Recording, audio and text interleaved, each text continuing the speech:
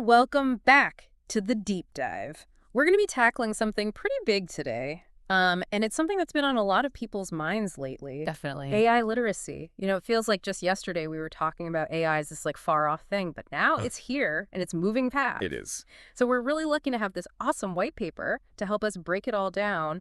It's called AI Literacy, Understanding and Implementing AI Literacy. Catchy title. Right. And it was put together by CFTE and AIFA. Those guys are doing some great work in this space, definitely. Yeah, they really are. And this paper, it was just updated early this year, 2025. So it's got all the latest stuff in it. I was actually just looking at it this morning. So what we really want to do today is figure out like what AI literacy actually means for you. Like, what do you need to know? Why is it so important? And how can you actually use it to like, you know, not just survive, but actually thrive in this whole new AI world? Because like, think about ChatGPT. Yeah, that was huge. It blew up overnight. 1 million users in like 5 days. 5 days. Back in November 2022. And now, I mean, they've got like 200 million weekly active users. It's mind-blowing. It's crazy. And that was really a sign, wasn't it, that AI was becoming mainstream, like it was no longer just a thing for researchers and tech people. Totally. I mean, everyone was talking about it, even people who'd never really thought about AI before. Right. And that's the thing about AI. It's not just those flashy apps that grab the headlines, you know? Right, right. It's working behind the scenes in so many ways. And like all the time. yeah, like constantly, like, you know, when you're shopping online and you get those personalized recommendations. Okay. That's AI. Or when your bank alerts you about a suspicious transaction. Fraud detection. Yep, AI again. And it's only going to become more prevalent, right? Like way more. Oh, absolutely. Yeah. The white paper actually projects that AI adoption will jump from, get this, 45% in 2022 to a whopping 85% Yeah. by 2025. Yeah, and the finance world, they're really embracing AI. The AI market in finance is predicted to reach like over $22 billion by 2026. So, you know, it's not really a question of if AI will be a part of our lives. It's more like how much. Exactly. Yeah. And that's why AI literacy is becoming so crucial. Yeah. So thinking about that, I mean, are we really prepared for this? Like, do we as individuals have the skills to use AI effectively, you know, to actually benefit from it and not make mistakes? Right, and do companies even know how to integrate AI? Like, do they have strategies in place to make sure their teams understand this stuff? Those are really important questions. They are. And the white paper makes a really interesting point about how this whole AI literacy thing is kind of similar to what happened with digital literacy. Ah, like back in the day. Exactly. I mean, think about it. People with strong digital skills are generally earning way more than those who aren't as digitally savvy. Yeah, that makes sense. So it's pretty logical to think that AI literacy will have a similar impact, right? Like it'll be a key factor in how people progress in their careers and how successful organizations are as a whole. And it's already happening, isn't it? I mean, the EU did research in 2023, and it showed that over 90% of jobs in Europe now require at least basic digital skills. Wow. And the Marketing AI Institute predicts that within the next year or two, like 80% of what knowledge workers do will involve AI in some way. So these skills aren't optional anymore. They're becoming essential. Yeah, exactly. And what I find really interesting is that it's not just about the tech people. You know, it's not just for programmers and data scientists. Right, it's for everyone. Yeah, AI literacy is becoming relevant for people in all sorts of industries and roles. And often we're using AI without even realizing it, which is kind of crazy when you think about it. It is. But here's the thing, right? What happens when we just blindly trust whatever AI tells us? Like, what if we don't understand how it came up with its answers or what its limitations are? That's a recipe for disaster, isn't it? Yeah, totally. I mean, we could end up making some pretty bad decisions if we just assume AI is always right. Absolutely. Yeah. And the white paper really emphasizes that AI literacy isn't about turning everyone into an AI expert. It's about creating a workforce that can, like, think critically about AI outputs, you know? Yeah, to understand where AI might be biased or where it might make mistakes. Exactly. And then there's this whole other aspect of AI literacy that we need to talk about, and it's the whole misinformation problem, you know, with deep fakes and things like that. The white paper actually mentions this really scary example. There was this deep fake video back in September 2024, and it showed the governor of the Luxembourg Central Bank endorsing some shady investment scheme. Oh, wow. And it was so convincing that people actually fell for it. That's terrifying. It is, right. And it shows how easily AI can be used to deceive people. Yeah, it really highlights the need for AI literacy literacy, doesn't it? Like, Yeah. we need to be able to spot these fakes and understand how AI can be manipulated. Exactly. And it's not just about spotting deepfakes. It's about understanding the broader social impact of AI. Like algorithms that might be biased against certain groups or AI systems in healthcare or finance that could actually make existing inequalities worse. Right, right. We need to be able to hold companies and governments accountable for how they're using AI. Yeah. And if we don't understand AI, we can't do that effectively. And all of this, it ties back into career stability and earning potential. I mean, think about that study from Brookings back in 2017. They Yeah. found this huge wage gap between people in high digital jobs and those in low digital jobs. Yeah, like a $43,000 difference. It's crazy, right? And as AI becomes even more integrated into everything, that gap could get even bigger for people who aren't equipped with AI literacy skills. Which is why so many people are feeling that fear of becoming obsolete, that FOBO. Oh, yeah, the FOBO. It's a real thing. Like PwC did a study in 2021, and they found that a big chunk of workers, like 40%, were worried about their jobs becoming obsolete within the next 5 years because of AI. And it's even higher for younger workers, minorities, and people who aren't earning as much. Yeah, it's a real concern. So, it's clear that AI literacy is important, but what does it actually mean? Like, how do we define it? Well, that's the tricky part. The white paper points out that there isn't really one universally accepted definition of AI literacy. Really? Yeah, it's still kind of evolving. You've got things like the EU AI Act, which looks at it from a legal and ethical perspective. Mm-hmm. They're focused on things like transparency and fairness, especially when it comes to AI systems that are used in high-stakes situations. Right, like in healthcare or criminal justice. Exactly.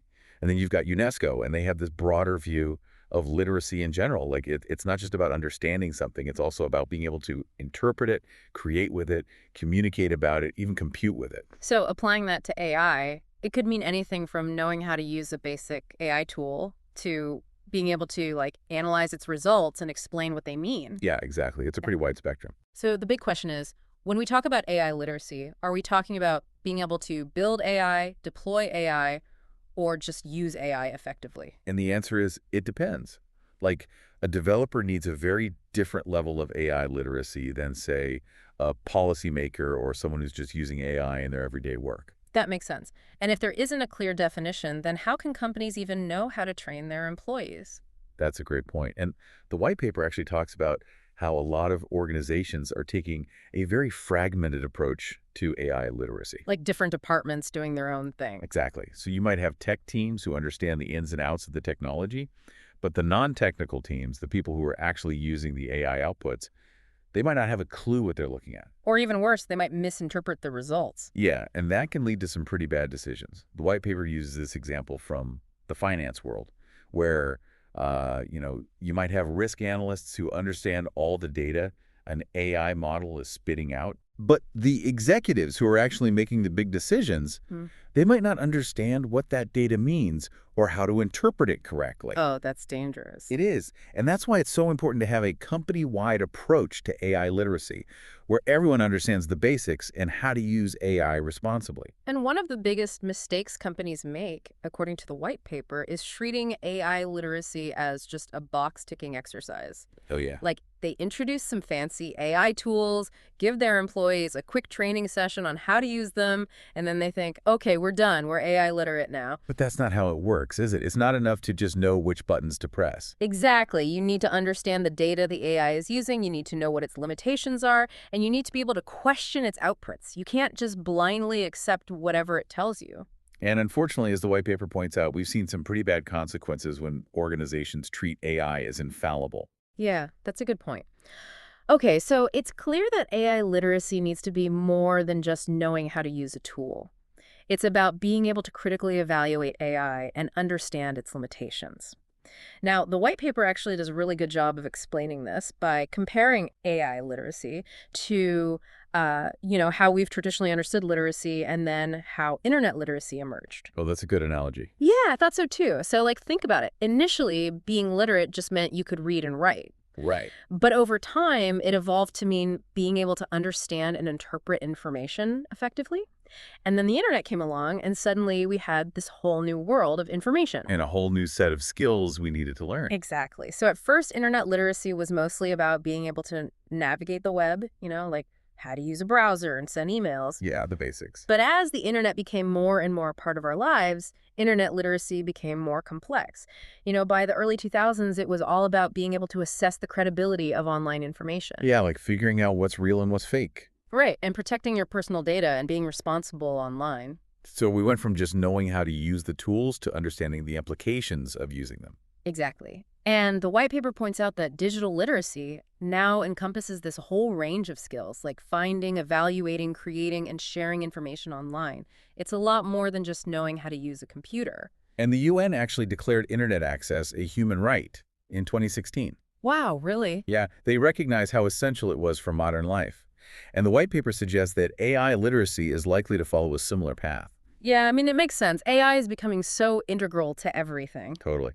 And the EU Commission actually created these guidelines on trustworthy AI, which emphasize that AI systems need to be ethical, transparent, and accountable. Right, right. And they also stress how important it is for people to understand how AI works and how it impacts their lives. And that focus on regulation is really coming through in the EU AI Act, which, as you said, came into effect in 2024. And the white paper points out that this act actually includes specific requirements for AI literacy under Article 4.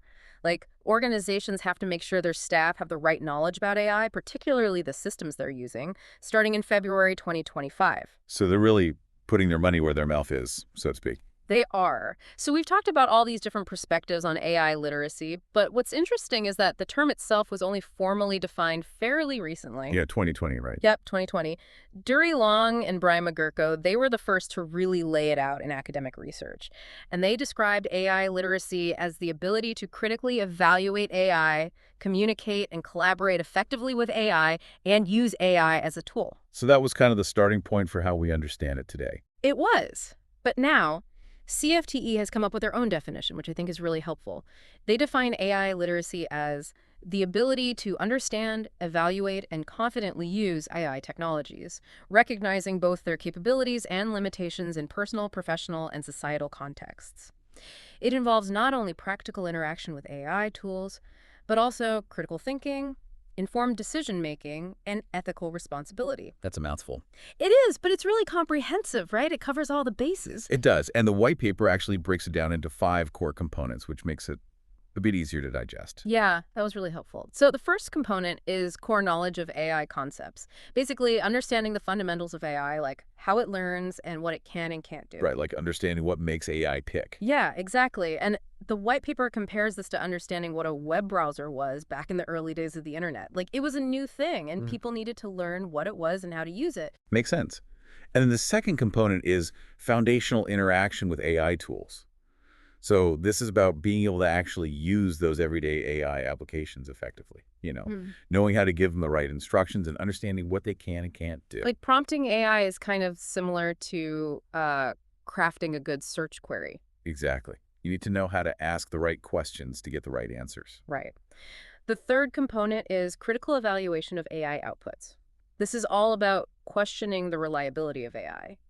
Like, is it biased? Is it accurate? Can we trust its results? It's like when you're researching something online and you have to check your sources to make sure they're credible. Yeah, exactly. You can't just believe everything you read on the internet, and you can't just believe everything AI tells you either. And then the fourth component is awareness of AI risks and ethical considerations. So this is about understanding how AI can be used in harmful ways. Right, like understanding the potential for bias and discrimination. Right, the privacy implication. Yeah. And it's also about knowing how to use AI responsibly, like thinking about the ethical implications of your actions. And this is similar to how we've become more aware of online privacy and security over the years, right? Totally. Like, we've learned to be more careful about what information we share online and who we share it with. And the fifth and final component of AI literacy is comfort and confidence in engaging with AI.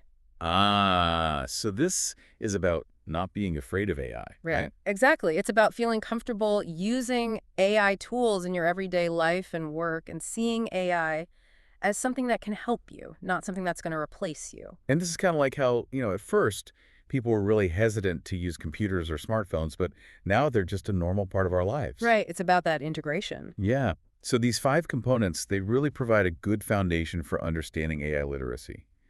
And then the white paper goes on to introduce this AI literacy framework, which is all about setting clear criteria for how we can participate in this AI-driven world in a responsible and informed way. And it's about empowering people to be active participants in shaping the future of AI, which is really important. Absolutely. And the 5 minimum criteria that the framework lays out, they align perfectly with those 5 components we just talked about. Okay, so we've covered the basics of AI literacy, but the white paper goes beyond that, right? Oh, yeah. It talks about the importance of continuous learning and adaptability. Hmm. And that's because AI is evolving so rapidly. It's like you can't just learn the basics and then you're good to go. Yeah, it's a constant process of keeping up. Exactly. And the white paper actually mentions this book, The AIification of Jobs, by Huyen Nguyen Trieu. It talks about how AI is automating so many routine tasks, which means that those uniquely human skills like strategic thinking, creativity, and empathy are becoming even more important. So it's not just about learning how to use AI, it's about learning how to work alongside AI and do the things that AI can't do. Right. And the white paper makes this really important distinction between digital literacy and AI literacy. Digital literacy evolved relatively slowly. Like, the core concepts stayed pretty consistent, even as the tools and platforms changed. Yeah, I mean, the internet has changed a lot over the years, but the basic principles of navigating it and finding information have remained relatively stable. Exactly. But AI literacy, it's on a whole different level. Yeah. The capabilities of AI are growing exponentially, Mhm. and that means we need to be constantly learning and adapting. So it's like digital literacy on fast forward. Exactly. I mean, think about it. Just a couple of years ago, generating an image with AI was a big deal. But now AI can build entire virtual worlds, it can automate complex business processes, and it can even write code. It's incredible how quickly things are changing. It is. And the white paper actually gives some really interesting examples of these advancements, like, ChatGPT from OpenAI. It's been through several iterations already, and each version is more powerful than the last. They've improved its reasoning abilities, reduced its tendency to, make stuff up, and even given it the ability to think before it responds. Wow. And then there's Claude from Anthropic. They've made it much faster. They've made its thought process more transparent, and they've even given it the ability to write code. Yeah, it's pretty amazing. And it's a little scary too, right? I mean, how do we keep up with all this? Well, that's where this concept of the supercharged professional comes in. It's a term coined by CFTE, and it's been echoed by people like Andrew Ng, who talks about the 10X engineer. Yeah. Basically, it's about using AI strategically to amplify your own productivity and focus on those skills that AI can't replicate. So it's not about being replaced by AI, it's about using AI to become even better at what you do. Exactly. And it seems like professionals are starting to realize this. Yeah. There was a study that found that a huge majority of professionals, like 83%, are actually excited about integrating AI into their work, and 74% believe it will actually help them advance their careers. So people are seeing the potential benefits. They are. And that aligns with what the World Economic Forum is predicting. They're saying that by 2030, there's going to be this massive shift in the skills that employers are looking for. And we're already seeing evidence of this, right? Like LinkedIn data shows a huge increase in the number of people adding AI-related skills to their profiles. And companies that are using AI are reporting significant productivity gains. Yeah, so AI literacy is becoming less of a nice to have and more of a must have. Totally. Okay, so we've talked about AI literacy from the individual perspective, but what about organizations? Like, how do we create an AI literate workforce? Well, that's the focus of the next section of the white paper. And it highlights how important it is for organizations to identify the specific AI literacy needs of different roles and departments. Because not everyone needs the same level of understanding, right? Exactly. And we're moving towards a future where most of the workforce, like around 85%, will be primarily using AI tools, not building them. So we need to make sure those users understand how to use those tools effectively and responsibly. Right. And the white paper actually gives some good examples of this. Like in retail, you might have customer service reps who are using AI chatbots to interact with customers. Or in healthcare, you might have doctors who are using AI-powered diagnostic tools. And in both of those cases, the people using those tools need to understand how they work, what their limitations are, and how to interpret their results. Absolutely. And the white paper points out that, while AI and machine learning skills are in high demand, less than 30% of the global workforce actually feels confident in their AI abilities. So there's a big skills gap that needs to be addressed. There is. And to help illustrate this point, the paper actually includes a visual representation of that split between the 15% who are building AI and the 85% who are using it. That's helpful. It is.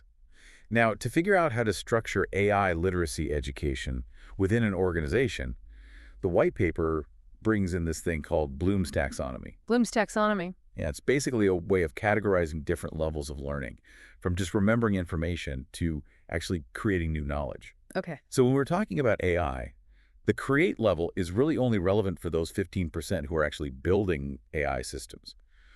But for everyone else, the focus needs to be on the other levels of Bloom's taxonomy. So like business leaders and executives, they probably need to be able to evaluate and analyze AI, right? Exactly. They need to be able to make informed decisions about AI adoption and strategy. And then frontline workers and general employees, they probably need to be able to apply and understand AI. Right. They need to be able to use AI tools in their day-to-day work. So how can organizations actually embed AI literacy into their workforce? Like, what are some practical steps they can take? Well, the white paper outlines 5 key approaches. Okay, let's hear them. So first, they need to establish strong AI fundamentals, like make sure everyone in the organization understands the basic concepts. Right, like what AI is, how it works, what its capabilities and limitations are. Exactly. And they can do this through introductory training programs and by using relatable examples like, things people already use, like Netflix recommendations or Siri. Yeah, that makes sense. Make it relevant to their lives. Right. The second approach is promoting practical proficiency with AI tools. So this is about giving employees hands-on experience with the specific AI tools they'll be using in their work. So like task-specific training. Exactly. And it's also about integrating AI into their existing workflows. Like, if they're using a scheduling tool, show them how to use an AI-powered scheduling assistant. Right. The third approach is encouraging critical evaluation of AI outputs. So this is all about creating a culture where people feel comfortable questioning AI recommendations and not just blindly accepting whatever it tells them. Yeah, that's really important. We need to be able to think critically about AI, not just treat it as some kind of oracle. Exactly. And organizations can do this by holding workshops or brainstorming sessions where they analyze AI outputs together and discuss potential biases or errors. The fourth approach is instilling responsible and ethical AI use. Right. So this is about making sure employees understand the ethical implications of using AI and that they comply with all the relevant regulations. Like the GDPR and the EU AI Act. Exactly. And they can do this through training programs that cover things like bias, privacy, and data security. And the fifth and final approach is fostering a culture of continuous learning and adaptability. So this is about recognizing that AI is constantly evolving and employees need to keep up. Yeah, they need to be able to learn new things quickly and adapt to new tools and technologies. Exactly. And organizations can support this by offering regular updates and training sessions and by encouraging employees to experiment with new AI tools. Like giving them access to things like OpenAI's latest models. Right. So those are the 5 key approaches to creating an AI literate workforce. But of course, it's not always easy. Right. There are always challenges. Yeah. And the white paper actually highlights 5 main challenges that organizations face when it comes to AI literacy. Okay, what are they? So the first challenge is overcoming existing skill gaps. Like, a lot of employees, especially those who don't have a technical background, might feel intimidated by AI. They might not even know where to start. Yeah, it can feel really overwhelming. It can. And one way to address this is to use relatable examples of AI that people are already familiar with, like, Google Assistant or Grammarly. Show them that they're already using AI in their everyday lives. Exactly. The second challenge is resistance to AI adoption. Some employees might be worried that AI is going to take their jobs. Which is a valid concern, right? It is. And organizations need to address these concerns head on. They need to be transparent about how they're using AI and what the implications are for their workforce. And they need to provide opportunities for employees to upskill and reskill so they can work alongside AI, not be replaced by it. And the white paper actually mentions some successful examples of companies that have done this, like Walmart. Right. They've invested heavily in training their employees to work with AI, and it's actually helped them improve efficiency and customer service. So it's a win-win. It can be. The third challenge is keeping pace with technological change. AI is evolving so quickly, it's hard for anyone to keep up, let alone entire organizations. Yeah, it's like trying to hit a moving target. It is. And organizations need to put systems in place to regularly assess their employees' AI skills and make sure they're staying current. Like regular skill audits. Exactly. The fourth challenge is choosing the right training partner. There are so many companies out there offering AI training, it can be hard to know who to trust. Yet it's a jungle out there. It is. And organizations need to do their research and find a partner who can provide high-quality, tailored training that meets their specific needs. And the white paper actually mentions a good example of this, the partnership between the Central Bank of Egypt and CFTE. Oh, yeah, I've heard about that. They created this really comprehensive AI training program for their employees. They did, and it's been really successful. So finding the right partner can make a big difference. You can. And then the fifth and final challenge is the tendency to treat training as just a budgetary requirement. Like, okay, we need to spend this much on training this year, so let's just check that box. But that doesn't mean the training is actually effective, right? Exactly. Yeah. And there's research that shows that when organizations focus too much on cost cutting, they often end up with training programs that are like low quality and don't actually help employees develop the skills they need. So it's really important to invest in high quality training that will actually make a difference. Absolutely. So those are the 5 main challenges. But the key takeaway here is that while creating an AI-literate workforce isn't easy, it's essential. Yeah, it's no longer optional. It's something that every organization needs to be thinking about. It is. And this white paper really provides a valuable framework for understanding what AI literacy is, why it's so important, and how to implement it effectively. So to wrap things up, let's just go back to the main takeaway from this deep dive into the CFTE and AIFO white paper. AI literacy is becoming a vital competency for both staying compliant with regulations and boosting productivity. And the paper gives us this really useful framework for understanding and implementing AI literacy within our own organizations and for ourselves as individuals. Yeah, and I really like how they defined AI literacy. It's that multifaceted ability to understand, evaluate, and confidently use AI technologies, all while applying critical thinking and ethical considerations. It's about so much more than just knowing how to use a tool. It's about understanding the implications of AI and using it responsibly. And as we've discussed, AI literacy isn't a one-time thing. It's an ongoing process of learning and adapting. It's about becoming that supercharged professional who can leverage AI to enhance their work and their career. And for organizations, achieving widespread AI literacy, where everyone, not just the tech people, understands the basics of AI, is absolutely crucial for success in the age of AI. Yeah, it's no longer a niche skill. It's becoming a core competency. It is. And this deep dive has really just scratched the surface. There's still so much to explore when it comes to assessing AI literacy, developing certification programs, and sharing best practices. And the white paper itself acknowledges that this is just the beginning of the conversation. It is, and it leaves us with this thought-provoking question. AI literacy isn't just about understanding AI, it's about actively shaping the future with it. So how can you, as an individual, embrace AI literacy to not only future-proof your own skills, but also contribute to a more responsible and inclusive adoption of AI? That's a great question for everyone to consider. And if you're interested in learning more about this, I highly recommend checking out the resources offered by CFTE and AIFA. They're doing some really great work in this space. And that brings us to the end of this deep dive. Thanks for listening.